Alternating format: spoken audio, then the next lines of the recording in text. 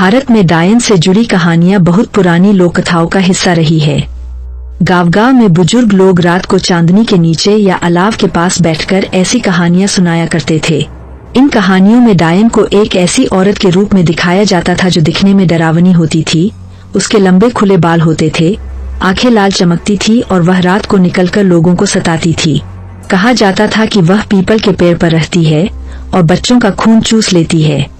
कई जगहों पर तो यह भी कहा जाता था कि डायन अपने मायाजाल से आदमी को मोह लेती है और फिर उसकी जान ले लेती है।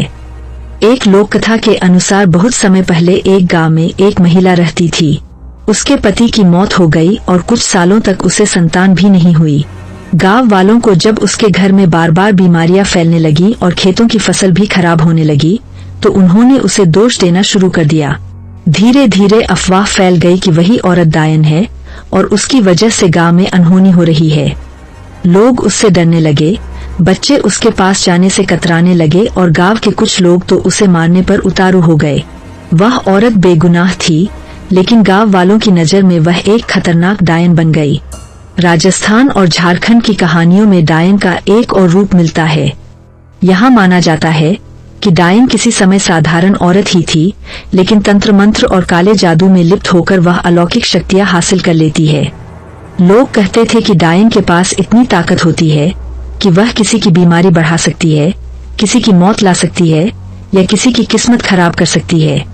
इस कारण जब भी गांव में कोई विपत्ति आती, चाहे महामारी हो या अकाल, लोग उसे डायन का काम मान लेते थे। झारखंड के कई गांवों में यह भी कहानी प्रचलित है कि डायन दिन में सामान्य औरत की तरह दिखती है, लेकिन रात होते ही उसका असली रूप सामने आ जाता है। वह तेज हवा के साथ निकलती है, उसके पैरों के निशान उल्टे होते हैं और उसके लंबे बाल उसके शरीर को ढक लेते हैं। कहा जाता था कि वह औरत रात को बच्चों को बहलाकर अपने साथ ले जाती है और फिर कभी उन्हें वापस नहीं करती। हालांकि इन कहानियों की सच्चाई वैज्ञानिक रूप से कभी साबित नहीं हुई। यह सब डर, अंधविश्वास और समाज की बनाई हुई धारणाएं थीं। लेकिन इन कहानियों ने लोगों के मन में इतना भय बैठा दिया कि डायन शब्द सुनते ही दहशत फैल जाती थी। यही कारण है कि कई निर्दोष औरतों को डायन कहकर समाज से अलग कर दिया गया और उन पर अत्याचार किए गए।